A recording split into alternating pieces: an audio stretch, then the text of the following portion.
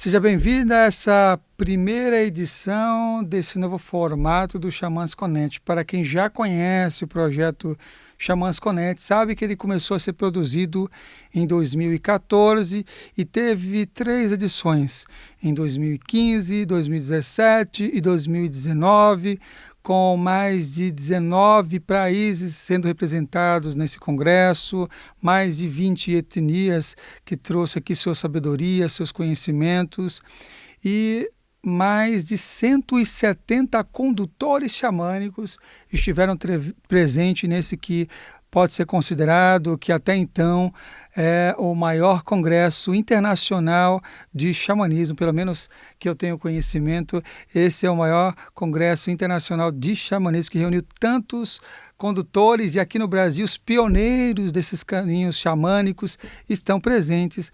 Aí alguns deles inclusive já estão caminhando do outro lado do rio, já fizeram a passagem e estão no mundo espiritual. Então a gente agora está com esse novo formato, que é um formato XamãsConet de entrevista. Em 2022, que é este ano de gravação agora, estamos lançando, e hoje abrilhantando com um dos convidados que esteve presente no XamãsConet, Vernon Foster, abrilhantando aqui com essa primeira edição nesse formato de entrevista. Então, o XamãsConet, a partir de 2022, torna-se também um programa de entrevista sendo transmitido aqui pela TV Consciência Próspera. Estou deixando também aqui na descrição um pouco da história ou um link para você acessar e conhecer um pouquinho do XamãsConet Congresso e como que ele foi pioneiro e importante nessa época de lançamento com que ele trouxe essas informações e esses conteúdos. Nesse ano de 2022, a nossa ideia então é trazer ao vivo esse programa não que está sendo gravado para possibilitar vocês terem a legenda, né?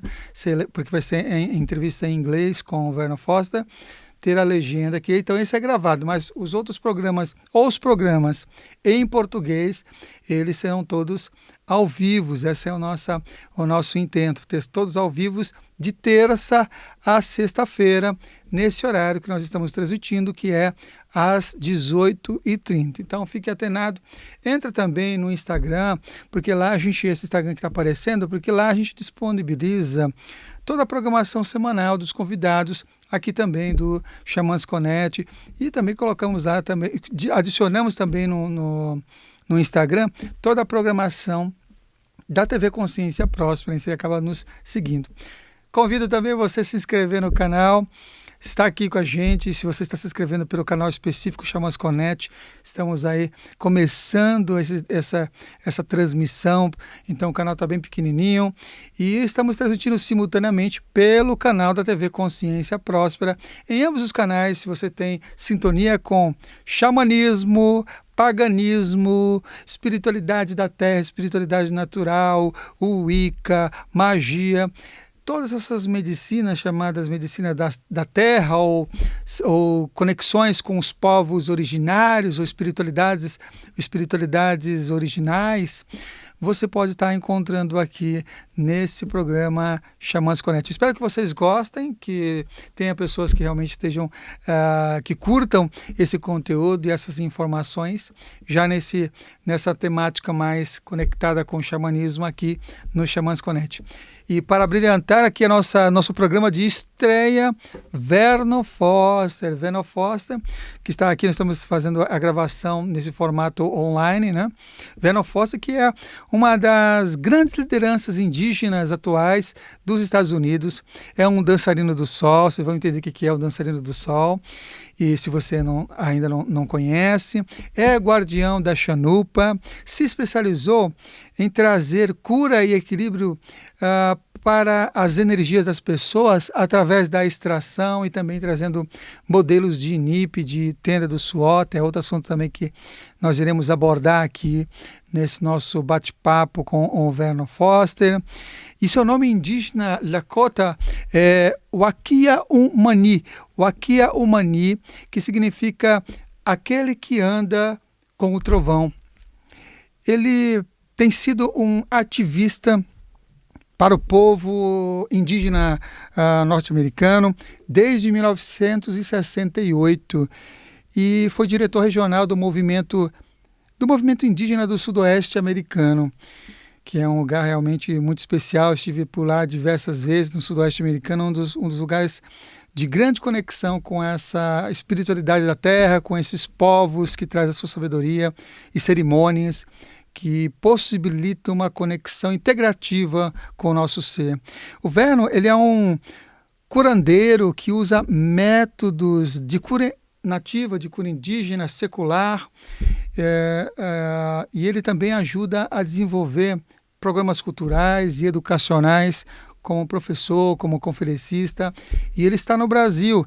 Então eu recomendo que vocês acessem o site medicinasdaterra.com.br, medicinasdaterra.com.br.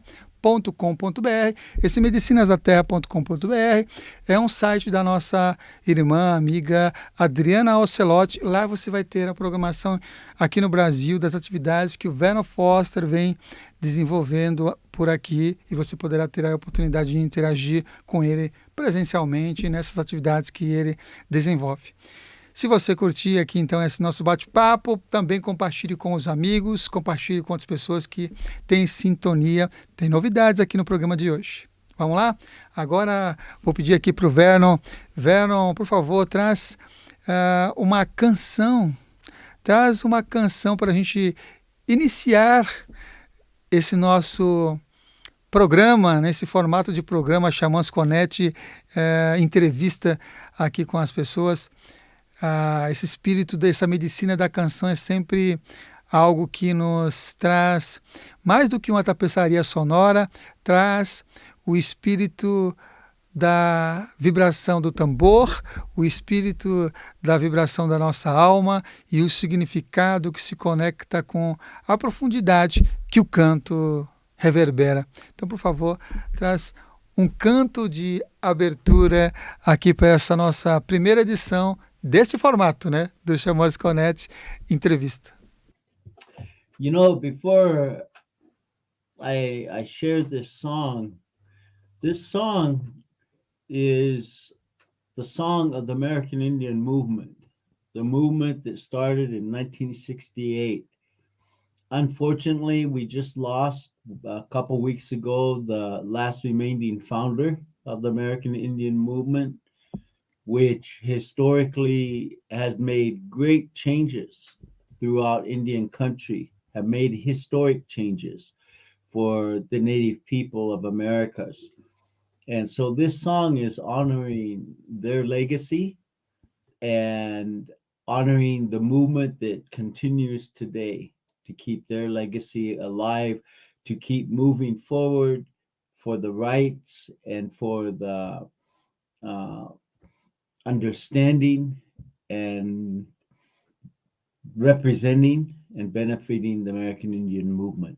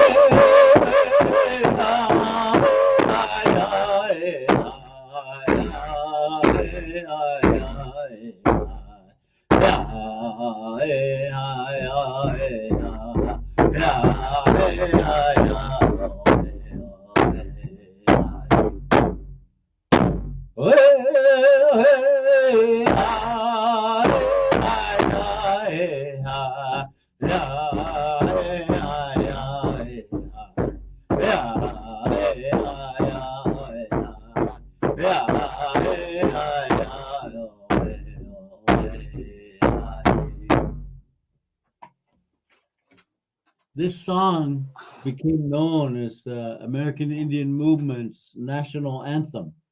Just like all countries have their anthem that represents their country, this is what represented Native people. I grew up with this song. I was 15 years old when I first heard this song, and it's been with the movement as their song that brought fear amongst the oppressors and brought pride amongst the Indian people. So thank you for allowing me to share this song. Que linda canção e significado. Vernon, o que significa espiritualidade para os povos nativos americanos? I'm glad you asked that, because so many people are on the bandwagon of spirituality. And oftentimes that word becomes misconstrued or misunderstood, and oftentimes misused. For Native American people, spirituality is a way of life. It was not a separate component in which we would go and do a ceremony, or we would practice something that had a spiritual content to it. Spirituality was everyday living and acknowledging.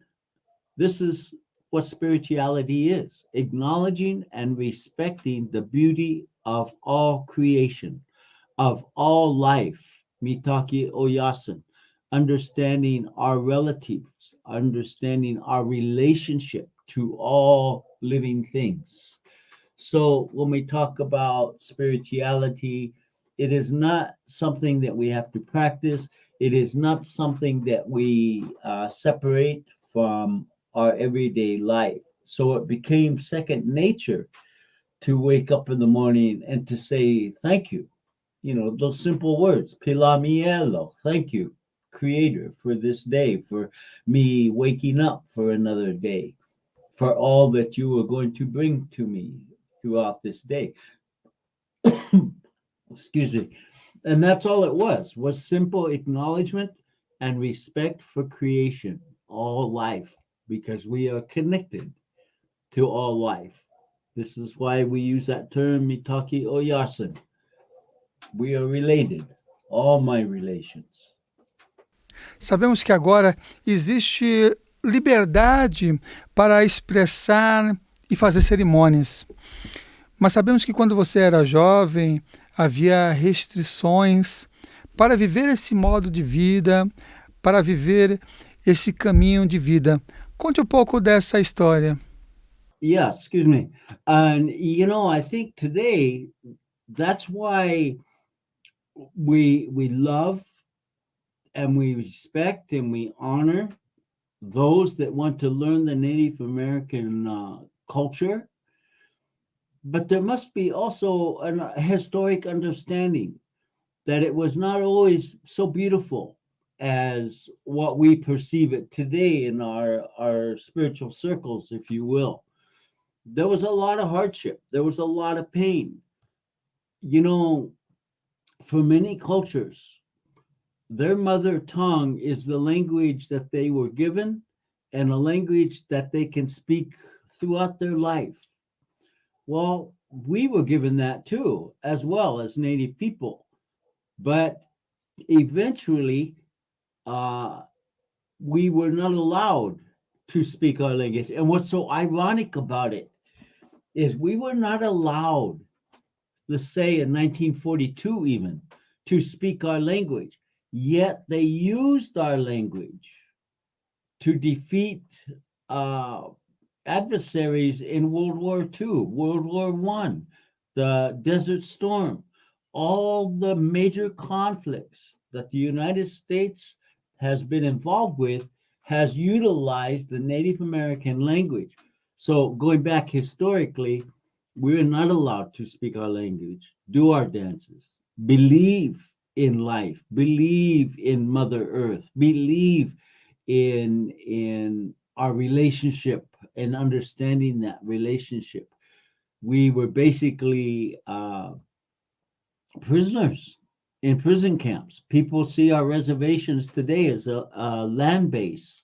Well, today it is a land base, but historically, they were confinements outside of all the major forts across the country. We were not allowed to leave. We had to get a special pass to go hunting, and then we had to turn in our hunting equipment after returning back to the reservation. There was a 12-day pass, actually. 12 days you can go and hunt. So we were under very strict, and it was punishable up until the 60s, 1968, when the acts of defiant, we, many people recognize it as defiance. We recognize it as confrontational politics. This is what it took to make changes. So that's where the movement began in 1968. And because of the actions of the American Indian movement, we were able to push ourselves into making changes. And this doesn't mean just on the front lines, but it means politically as well. So we were able to push for legislation that helped and benefited our Native people. We were able to push for funding. But the most important, we were able to pass a bill called the Native American Freedom of Religious Act in 1978. And that's what allowed us to once again do our ceremonies. And, when we talk about the Sundance was first performed in this century, was outlawed. So it had to be under the chaplain, under the father or the priest, if you will. He's the one that led and guided what our ceremonies was to be. But in 1978, and again, through confrontational politics, one of the leaders of the American Indian movement, who just passed a couple weeks ago, literally picked the priest up and led him out of the ceremonial grounds and told him never to come back. And it was from that day forward that we were able to lobby and push for change. And we established the Freedom of Native American Religious Act. So it hasn't been an easy road. And today, when we see people practicing our ways, sometimes it's even abusive, misleading, and misconstrued. And so it irritates us because our ways are to share. Our ways are beautiful. And it is not just our ways. Spiritual thinking and spiritual foundation way of life belongs to everybody. We just carry the responsibility of keeping these ceremonies and to uh, allow these ceremonies to enrich our communities and keep us connected to the most important source, and that's the creator. So, when we ask the question about what is spirituality, it's a way of life. It's something that cannot be practiced. It's something that you have to live. In other words, in simple terminology, we have to walk our talk, and so it hasn't been easy. And when people today they jump on the road of spirituality, they're jumping right in the middle of it. They didn't have to face the conflicts that we had to go through to maintain the rights to do these things. So there's a lack of understanding, and also there's a lack of appreciation. We appreciate because we fought for it, we died for it, we suffered for it. Whereas, people don't go through that today. So I hope that answers your question a little bit. E quanto aos jovens, eles também estão ingressando no movimento, seguindo os antigos ensinamentos, seguindo esse modo de vida? Yes, and that's very beautiful. What is happening today with our young people. See, there was a time that we almost lost our young people to society. Let me give an example. When MTV first came out, it attracted our young people, and they stationed themselves in front of MTV, and they would watch hours after hours and ends on ends. And we as traditional people, we would fight our children and say, why do you sit there? Why do you sit there all day long? And all you do is listen to music. You don't help us with the lodge. You don't help us in ceremony. You don't do anything. You don't even wash dishes. And for many, many years, we fought against our young people. I use the term fought, that's kind of strong, but we stood against what they were interested in. And until finally we kind of a light bulb kind of went in our heads, and we said, wait a minute, let's not fight our young people because they like MTV. Let's encourage them to be on MTV. And that's what we did. So we started to encourage our children, bring out your talent. Let me hear you sing. Let me hear you dance, watch you dance. And pretty soon we had beautiful young people performing.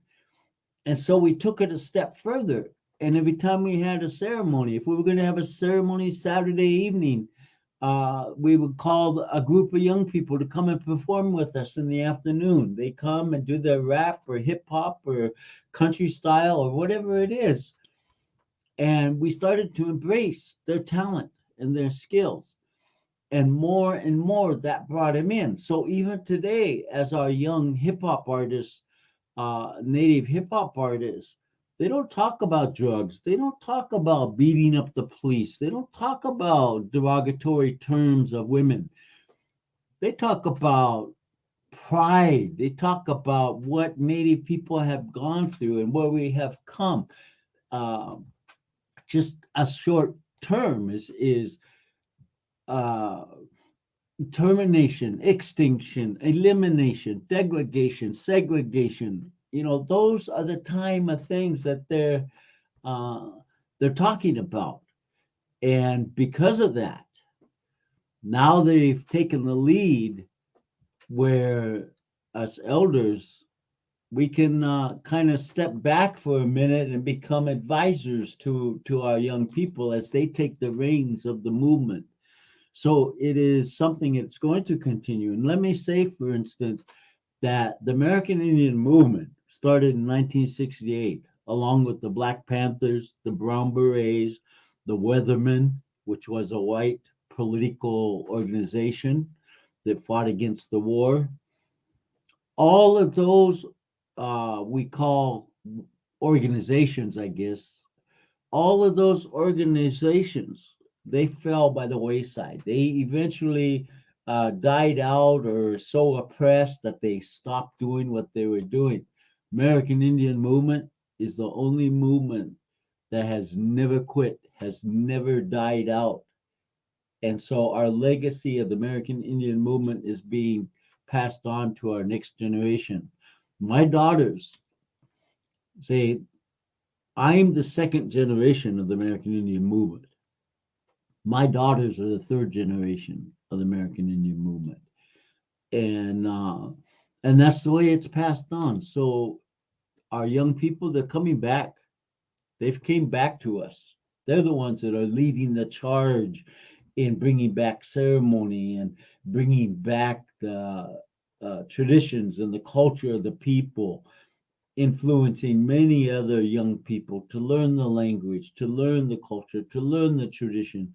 But you don't have to give up society. You don't have to give up going out and hanging out with your friends at the mall, but come and attend and participate in ceremonies. So it's a great movement. It's a great movement to see our young people picking up the staff per se and running with it.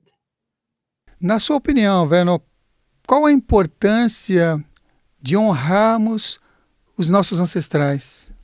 You know, and I like it when people talk about the ancestors, because this is another thing that is kind of sometimes becomes misconstrued. You know, we go attend circles and we hear people, well, we're going to call upon our ancestors today, and so we try to bring our ancestors from the ground and back to guide us and give us understanding. Whereas in Native people, when we say we're going to call upon our ancestors, we're not calling upon them that are in the ground. There's nothing to come to us. They're all bones. If they're not bones, they're dust. So there's nothing there. But what is there is the memory and the knowledge and wisdom that our ancestors passed down to us. So we don't call upon our ancestors per se, but we call upon the memory of their wisdom, their knowledge. E como pronuncia o seu nome em Lakota? First of all, I was accepted and adopted by the Lakota people. I am a Klamath Modoc from the state of Oregon, but I was raised amongst the Lakota and the Ojibwe people. So much of my life influence comes from the Lakota ways.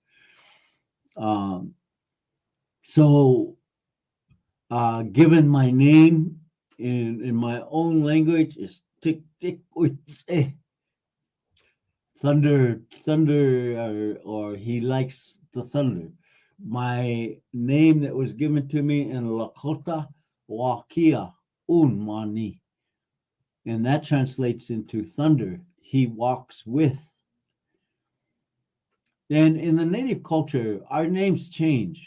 They can change at any time. It depends on elder might give you a name that connects to the name that you already have, or he might give you a new name, but you never let go of these names. So you could be known by many different names. Geralmente esses nomes eles são recebidos em uma cerimônia? Yes, definitely. There's always a ceremony, and the ceremony is not,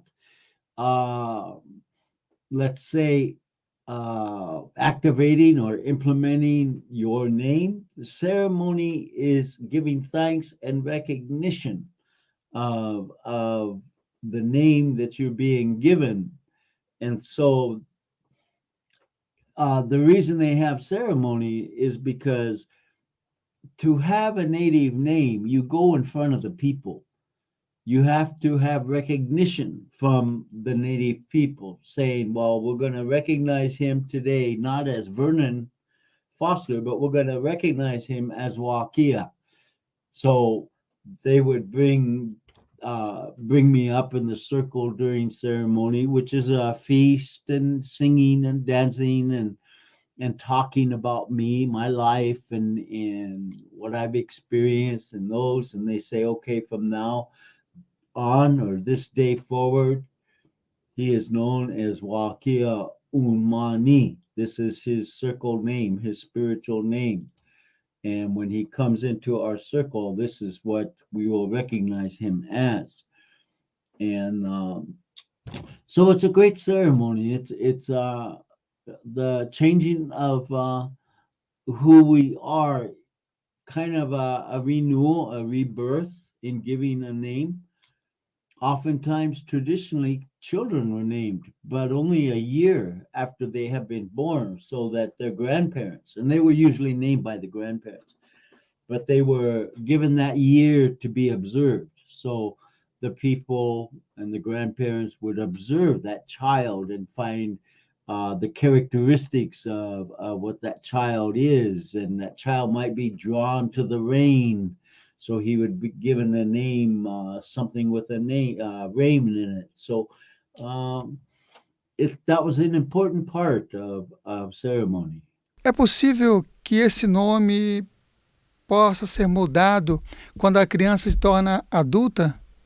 Yes. Crazy Horse had a different name before he was called Crazy Horse. Sitting Bull had a different name before he was called Sitting Bull. So names can change, and according to your elder's position, that could help change a name, or some event or something that you were involved with that brought great significance can also constitute a name change.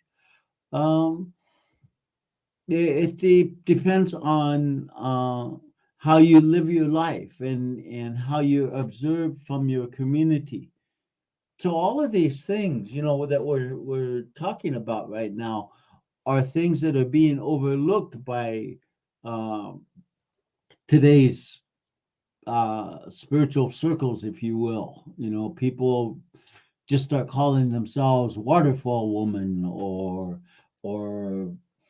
warrior that stands on the river, or all these different things. But for native people, and this not just the Lakota, but almost all of the tribes in the country, in the U.S. And so when we talk about the tribes, we're looking at 567 different Indian tribes, and that number is bigger because 567 is only the tribes that the federal government recognizes. There are many tribes that the government does not recognize, and so the numbers are bigger. So you figure if you have 567, we don't emanate each other. We don't do what that tribe does. We do what is according to our tribal traditions and culture. But naming pretty much was pretty the same. It was pretty much the same for the different tribes. Uma das coisas que me encanta bastante dessa sabedoria dos povos originários, dos povos nativos, são as origens, suas histórias, mitologias, seus ritos e todos os seus significados que traz para o momento atual, traz para esse agora algo que beneficia a nossa vida, assim como beneficiou a vida desses ancestrais. Então eu quero aproveitar esse momento para pedir para você falar um pouquinho sobre os 7 ritos sagrados da nação Lakota. Yeah, each ceremony is so in depth that I can't talk in depth about each one, but I can give you the names of the ceremonies, which is the sun dance, the hamblecha, the Hambletia, crying for a vision, or what people refer today as a vision quest. Naming, making of relatives. That's an adoption ceremony. Throwing the ball. Throwing the ball is a woman's puberty, a young girl's coming into womanhood ceremony. The inipi, the sweat lodge. I can't think of the other ones right offhand, but there's ceremonies that are not talked about or not shared, so not many people know about these other ceremonies. They see what is more prominent, which is the sun dance, the sweat lodge, the vision quest, but making of relatives, very few people know what that is, or throwing the ball. So there are the 7 sacred rites of the Lakota. And when we talk about the Lakota, we're not just talking about the Lakota, we're talking about the 3 major bands of the Lakota: Lakota, Nakota, and Dakota. Nessa cerimônia, relações parentais ou fazendo parentes, é sobre trazer novas pessoas para as etnias? No, not necessarily. It can be, but within the tribal groups, it might be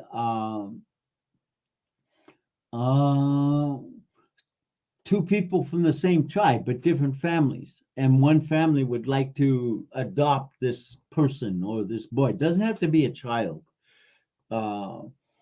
And recognized for their abilities, their stature of life, how they carry themselves. It's often other tribal people from other tribes can be adopted into the Lakota tribe or into a different tribal group. Non-Indians, we have many non-Indians, dignitaries, celebrities who have been adopted by tribes. Now, when we talk about adoption, in society, we're talking about a family that takes in a child and they take on that family's name and they're entitled to everything. Well, for Native people, adoption is very serious and it's a commitment.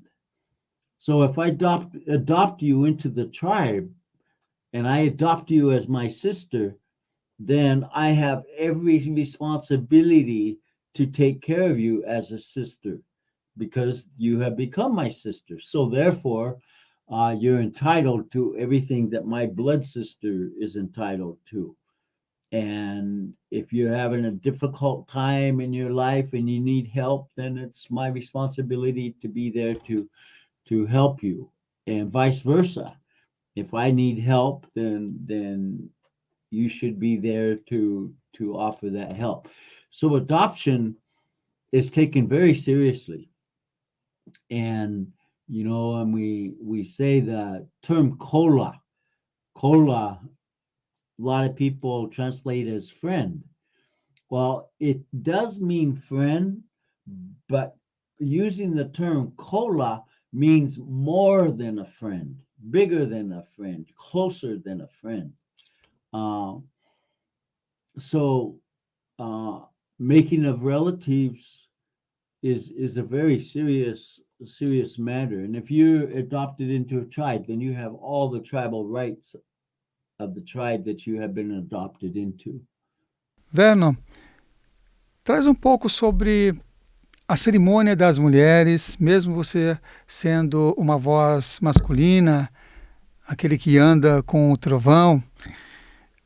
Fala sobre essa questão da igualdade e dos movimentos femininos, que eu acho que é um ponto muito importante que a gente aqui no programa, inclusive, procura trazer cada vez mais essas vozes e essas sabedorias femininas que tanto nos inspiram.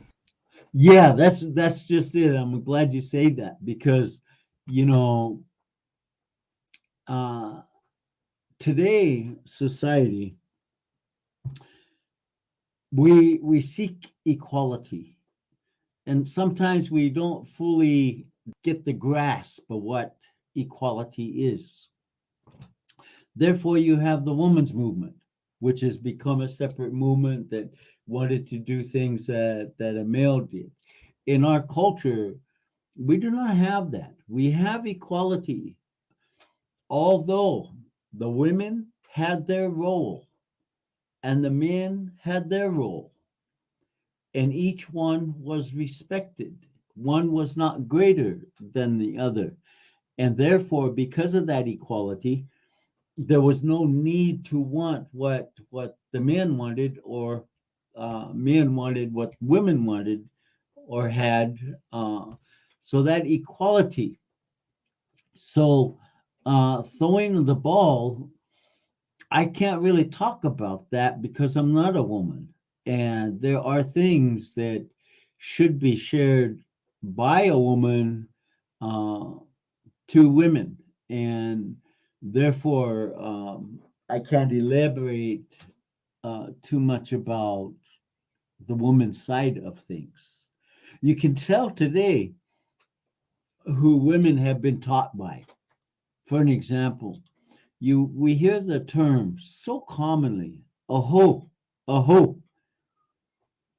Well, traditionally, that's a male expression. Us men, we had to have recognition. We had to let people know who it was that was speaking. So after we get done saying a speech or talking to the people, we say, "Aho, aho, I have spoken." Ahechetuelo. Whereas a woman, in her role as the gentle one, the uh, understanding one, the intuitive one, she didn't have to seek recognition. So when I go around the country today, and no matter where I go, and I see women saying, "Aho, aho," then I know that they were taught by a man. And a man cannot teach everything about spirituality because women's role in spiritual ways is different. Today, we share the differences. That's why today women sundance, women go into the sweat lodge, women go up on vision quest. This is today's society. Women never had to do that because they had an understanding. Grandmother would sit down with the woman and say, "You don't have to go to the mountain because you're purifying yourself where you are. You don't have to go into the sweat lodge because you're purifying yourself where you are." And so many of our ceremonies were very male oriented, but have a lot of female symbolism. The sweat lodge represents a female, Mother Earth. The red cloth that we use to tie represents the blood of the woman. Um, so there's a lot of symbolism, and there's a mutual respect for each other.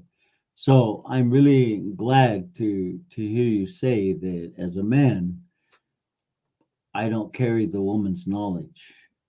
Você estava falando sobre a tenda do suor, a ENIP.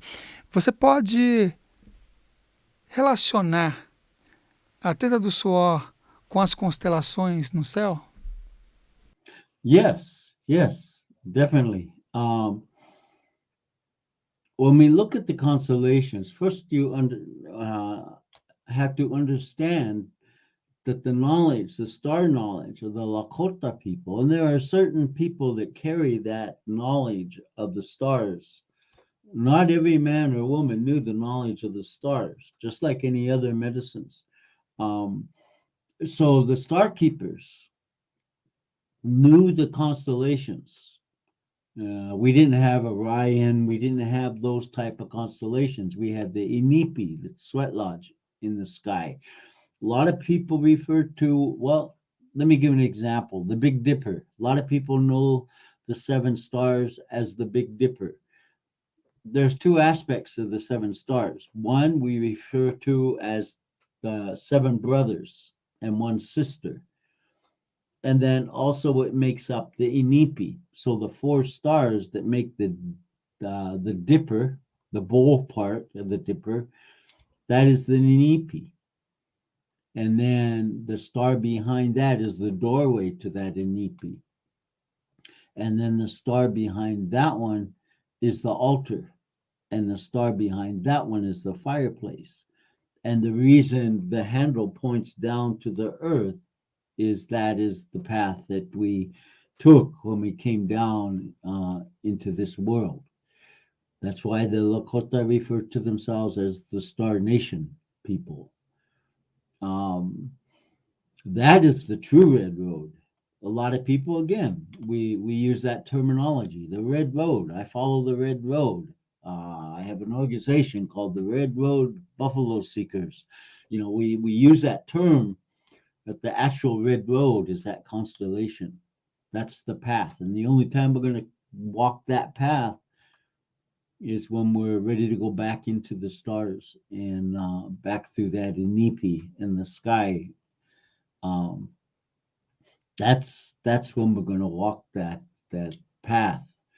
Now, we walk that path today, the red road, what we refer to as the red road. But in order to walk that path, you have to live the concept of what that path represents.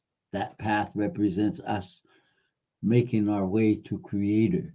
And if that's what our end goal is to make our way to the other place across the river where Creator is, then we must live accordingly to that. So the Inipi ties us into many things. It ties us to Mother Earth. When we go into the Inipi, we're going into the womb of our mother. So there's so much symbolism. The altar made outside of the Inipi has to be made by the woman. So there's so much that in these things that are being practiced today is oftentimes misunderstood or even misleading. And, and that's part of the consequences of jumping into spirituality at such a later time in our life. There's many of our children that have been raised in ceremony, so they know the beginning. Whereas when we first find our spiritual path, if you will, then we're jumping in the middle. So we have to kind of catch up, or we have to kind of learn. But a lot of people are not willing to learn from the beginning. So they jump into the center and participate into anything that we perceive as spiritual. Quais os benefícios práticos da tenda do suor? Como, por exemplo, ela se relaciona com as questões de saúde?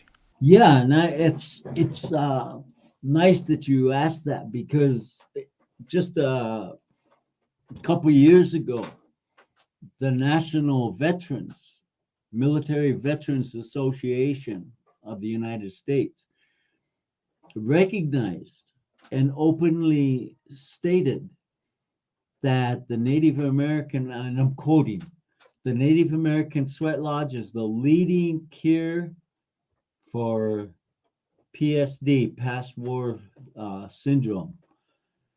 And again,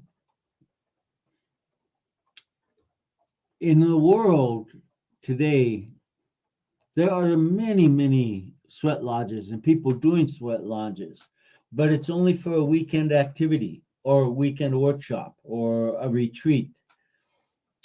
Whereas if you research, you'll find a sweat lodge And our rehab programs, our drug addiction programs, our alcohol programs all have a sweat lodge. Our youth programs all have a sweat lodge. Just recently, and I was a part of that, was to get the major hospitals, the Good Samaritan, and some of the major hospitals, excuse me, St. John's, to recognize the healing aspects of the sweat lodge, and also to provide a family a place to come and to pray for their loved one while they're in the hospital. So some of our major hospitals today have sweat lodges behind their parking lots. I used to be very active in running a sweat lodge in Phoenix, Arizona, outside the hospital. Um, so the sweat lodge has a deeper meaning to us other than just the weekend activity to cleanse ourselves. Uh, the sweat lodge was basically a place for us to pray. It's our church. It's our church. And it's where we purify our mind, our heart, our body, and our spirit. We purify our minds by going into the darkness and going into the womb of our mother, going into that underworld, the spirit world, uh, purifying our body through the sweat, releasing all the toxins that are in our body, sweating them all out. Renewal of our heart, a rebirth. So not only is it purification, but hopefully when you come out, it'll be another stage of rebirth. There'll be another rebirth for you. Existem diversas tradições que se utiliza de modo cerimonial o cachimbo. E aqui no programa a gente vai procurar trazer, inclusive, algumas dessas pessoas que são, de certa forma, portadores desse cachimbo na transmissão cerimonial. Mas fala um pouquinho sobre a Chanumpa, o cachimbo sagrado da tradição Lakota. The sacred pipe, of course, came to the people, was given to us along with those seven ceremonies, and instructions came with that. Today, again, it's something that many people utilize the Chanumpa without recognizing or understanding the true essence of the Chanumpa. The Chanumpa is our prayer tool, if you will. It's equivalent to what the Bible is to others. In fact, not too long ago, pretty recently, we passed legislation that allowed us to take the Chanumpa into a courthouse.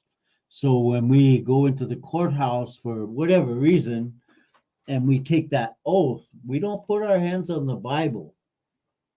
We are able now to take the Chanumpa in because we know that what that Chanumpa represents. It represents truth, honesty to the Creator, humbleness, compassion, and forgiveness. It represents many different things that we have to adhere to even have a Chanumpa. Not everybody carried a Chanumpa traditionally, and people would receive the pipe through their doings, or someone might present them with a pipe. Even a man that went on a vision quest that didn't have a pipe, the one that was placing him on the mountain would give him his pipe and say, "You pray with this," and then he would not have his own. And perhaps later on, somebody would present him with one. So it represents many different things. The bowl of the Chanumpa, the pipe, that is the female. The roundness of the bowl, that represents the universe and the circle of life and all things within that circle. So the stem this is the path. This is the road that we chose to live as a spiritual people. We walk that path, and it is what we send our prayers with. You know, we send our prayers to Creator. That's the smoke rising. You don't inhale. It's not a smoking of pleasure. It's you take it in and you blow the smoke out into the sky, and the sky takes that prayer up to Creator. So there's a great protocol. You never attach a feather to the stem unless you have been given a feather specifically to attach to your Chanumpa. There's a lot of, I won't call them laws, but there's a lot of protocol that goes into handling that Chanumpa. It's a vow that you make, a vow to Creator. This is the way you're going to live your life, and you have to live your life according to that. If you drink alcohol, you can't carry a Chanumpa.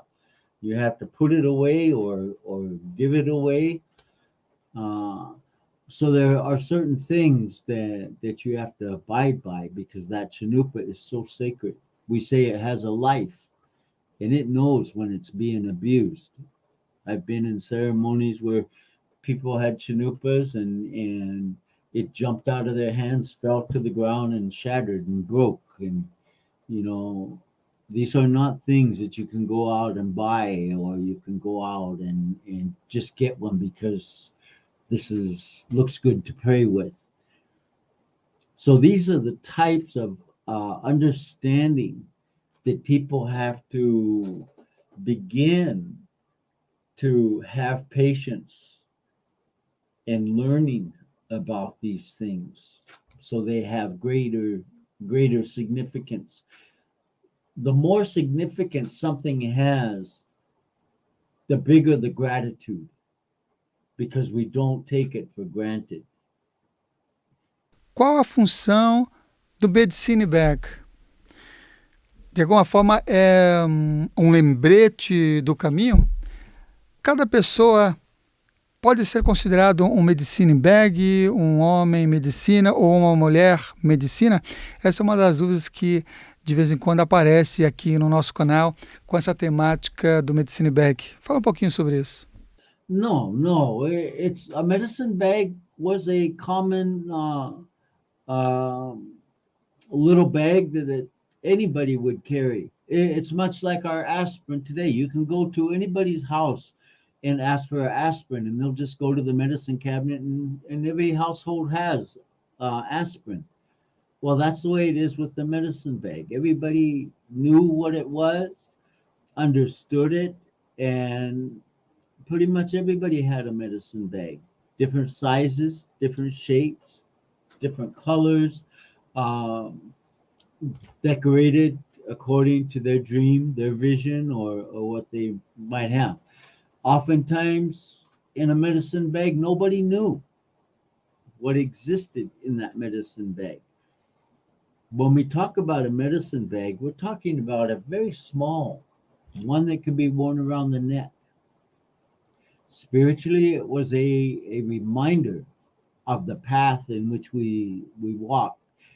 I questioned that one time when I was given my first medicine bag by an elder. And I started to wonder what the significance was. And of course, he explained it to me, but I didn't know how powerful it was until I started to do things, common things, take a shower. I had to take a shower. I had to remove my medicine bag, and then I had to put it back on after I showered, and it become kind of a nuisance a little bit. When I used to have really long hair, and when I'd comb my hair out and brush my hair out, I'd get tangled up in my medicine bag. It became a nuisance. But that nuisance was a reminder of the path that I chose to walk. And what was in my medicine bag, nobody knows. Only me and Creator know what was in that medicine bag. And that's the way it's supposed to be. Once that medicine bag is closed, you don't open it anymore. You don't show anybody. You don't open it up, and you keep it in that, and it becomes a spiritual reminder. Has no power. Has no power.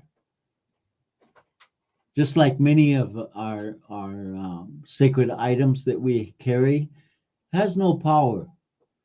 It only has the ability to enhance the power within ourselves. And so, yeah, getting back to the medicine bag, it's very special. You can put anything in your medicine bag that is closest to your heart.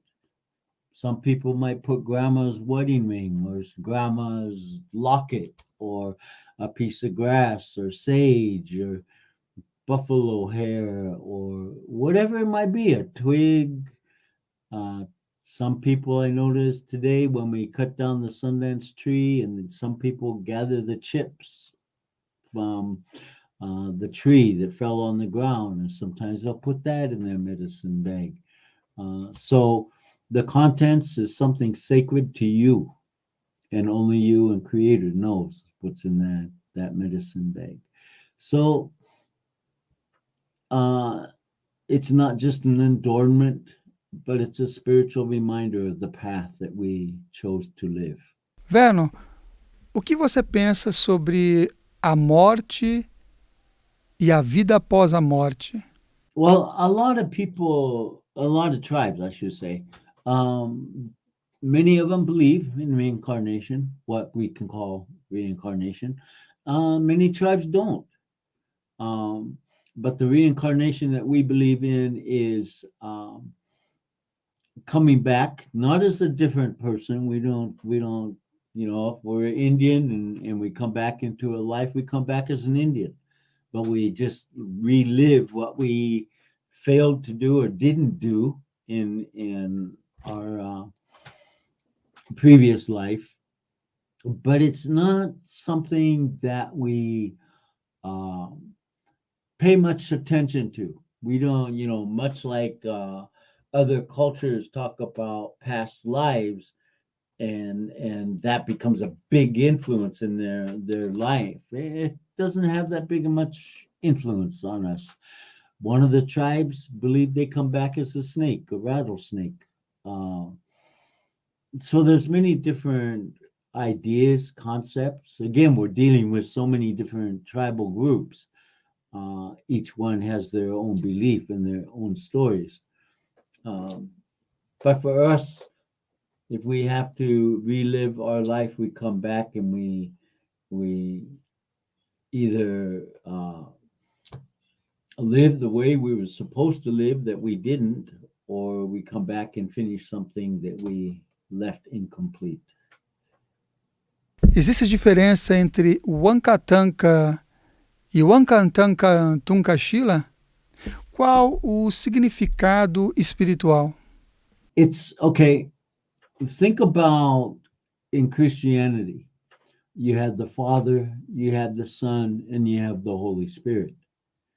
In the native way, we have the Father, the Son, and the Grandfather. So each one refers to the same deity. Although the term Wakatanka, Waka is sacred and Tonka is big. So we're talking about the great mystery, the great big mystery that is above all, which is Ate, which is our Father. So it goes back to the three deities, but using three different terms. Você pode nos contar um pouco sobre as cerimônias e o que você vem desenvolvendo, que tem feito aqui no Brasil? Well, some of the ceremonies are very limited. I don't do much ceremonies, but I do a lot of gatherings.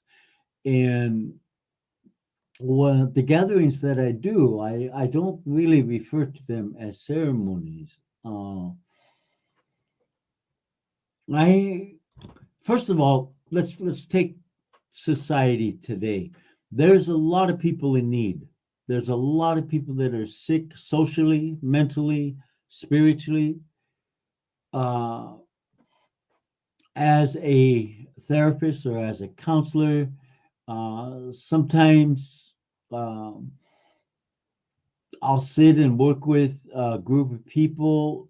And in my career as a therapist or counselor, I was able to take our Native American ideas, concepts, philosophies, and implement them into a more of a psychological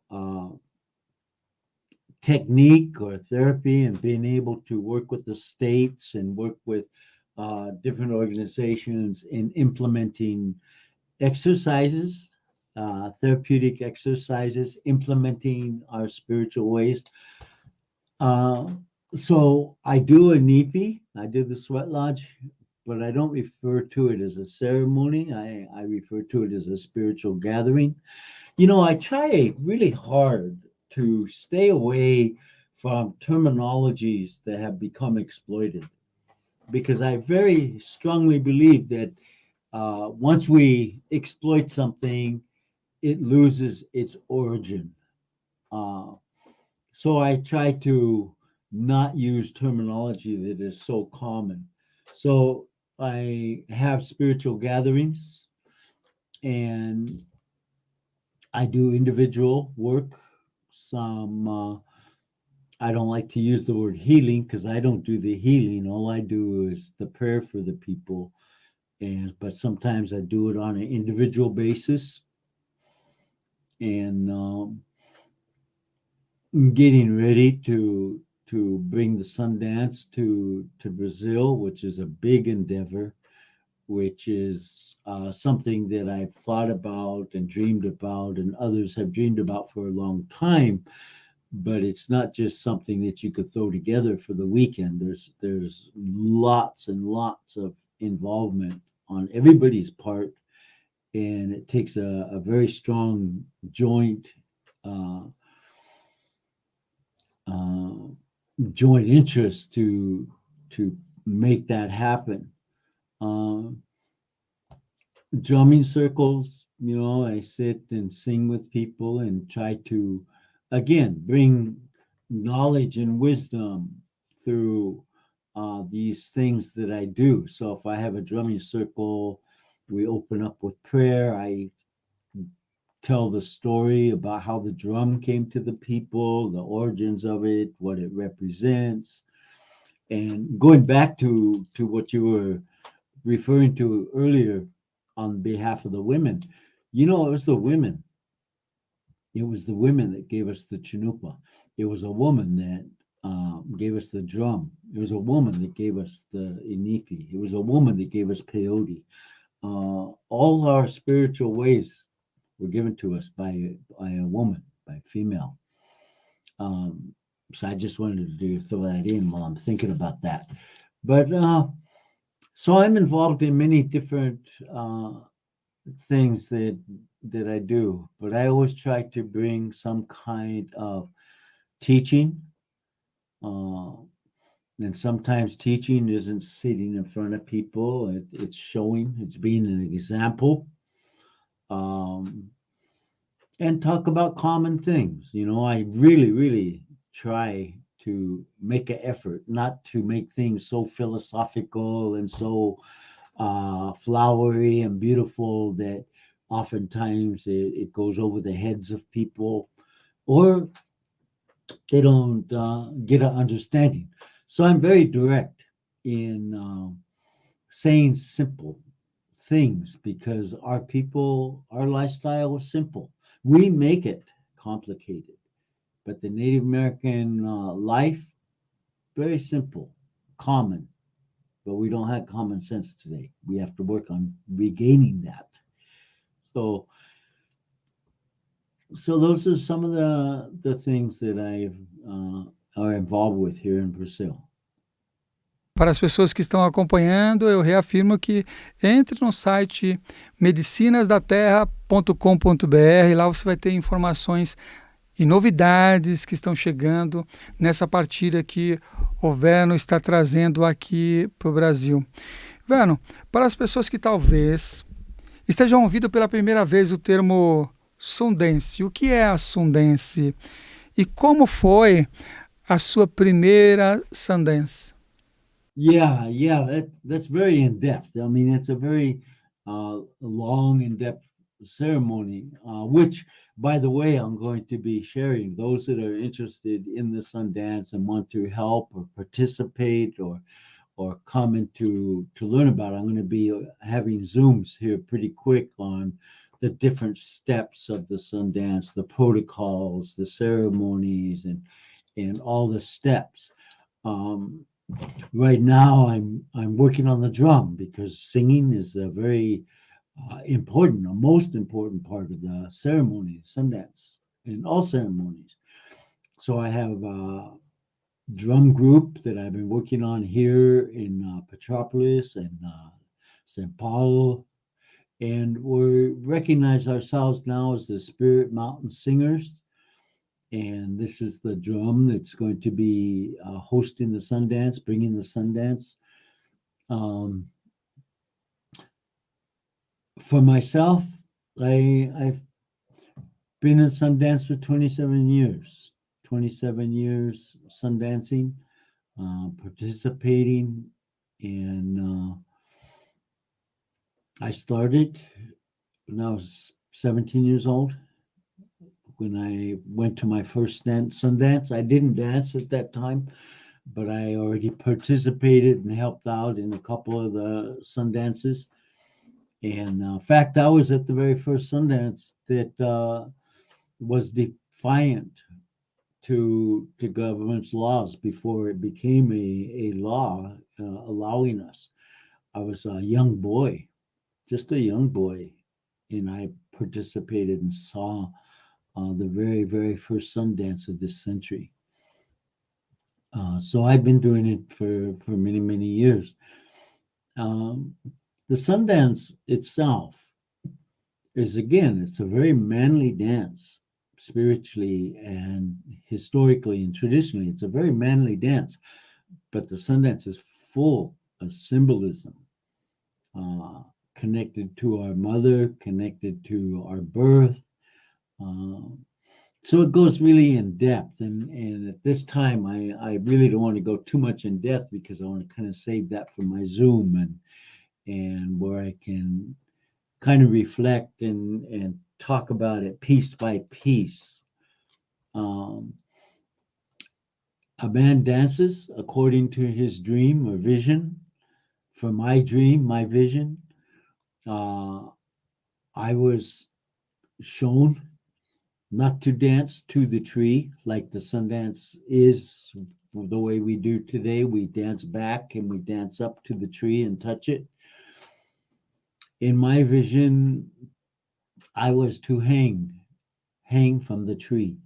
So when it came time for my dance, for me to do my piercing, I would go to the base of the tree, they would pierce me, and then they would just pull a rope and raise me into the tree.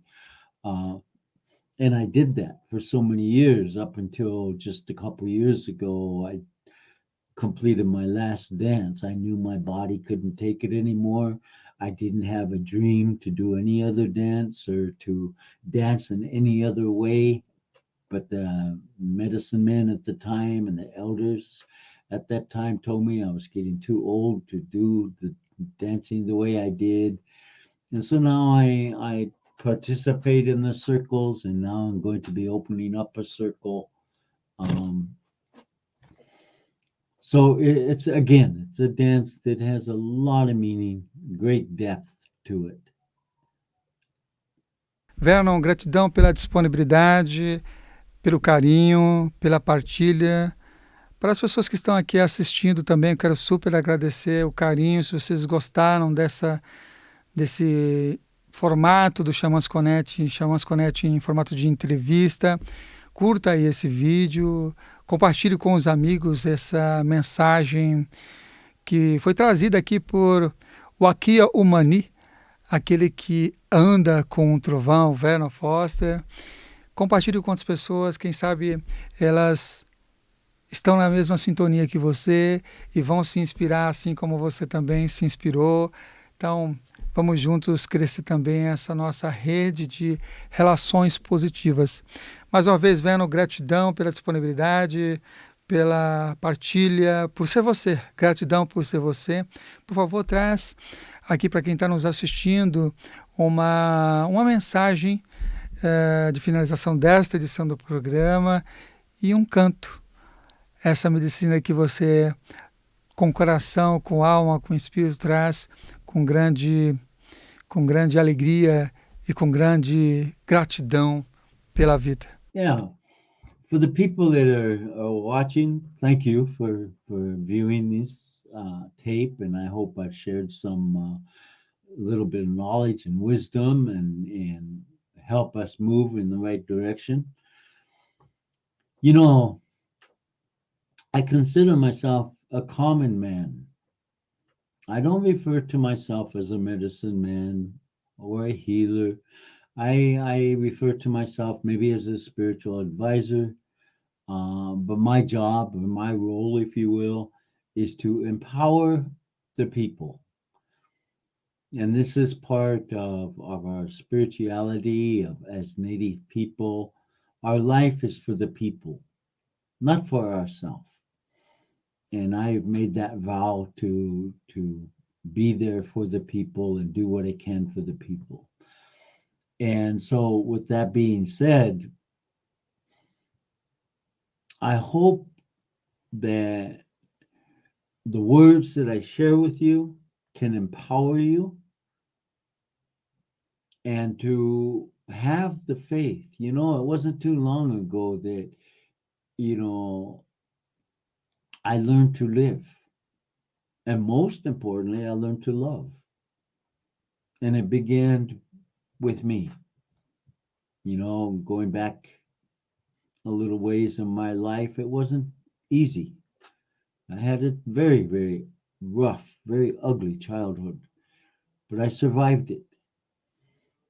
And I think that the words I'd like to leave with you is to remember you are a beautiful spirit. And I say this at the end of all of my talks. You are a beautiful spirit. When you were conceived, Creator gave you a beautiful spirit. When you came into this world, sometimes people cover up that beautiful spirit. They abuse us. They treat us wrong. They don't do what they're supposed to be doing with us. And that begins to cover that beautiful spirit. But I want you to remember that that beautiful spirit that you were given, it's still shining. And if it's easy for you to look at it in this way, then do so. When the sun is covered by the clouds, because the clouds are so dark, so gray, so thick, you cannot see the sun. But that sun is still shining.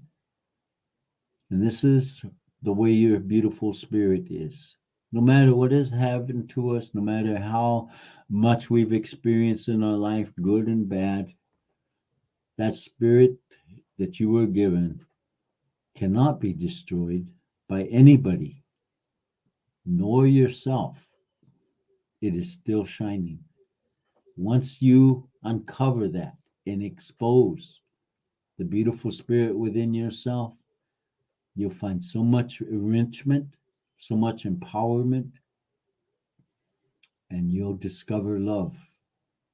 You'll discover living. You'll discover your purpose in life. Because your purpose in life, that's not a career.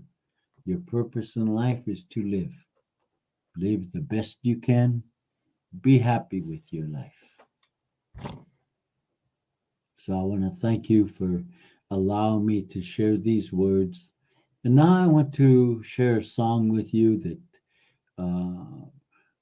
it has great meaning to me. And it's a song, like most of our songs, they all talk to Creator. And the words translated in this song is talking to Creator, saying, remember me when I sing this song. When I sing this song, remember me.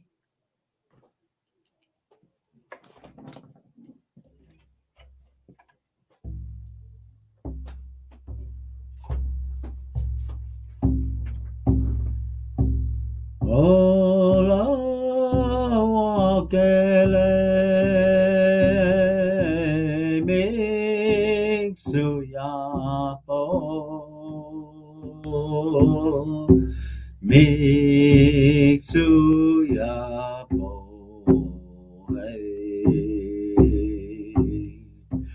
Ola wakele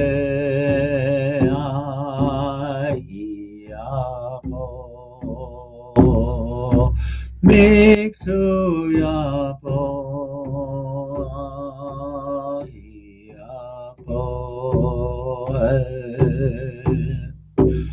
Ola Wakele Mixuyapo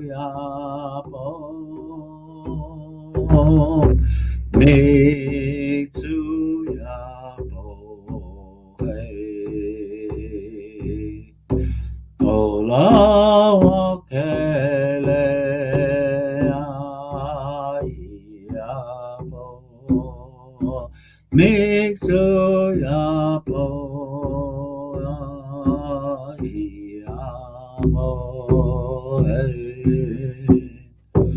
Ola wakele mixoyapo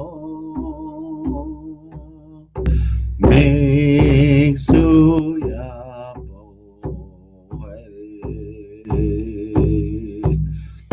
Ola wakele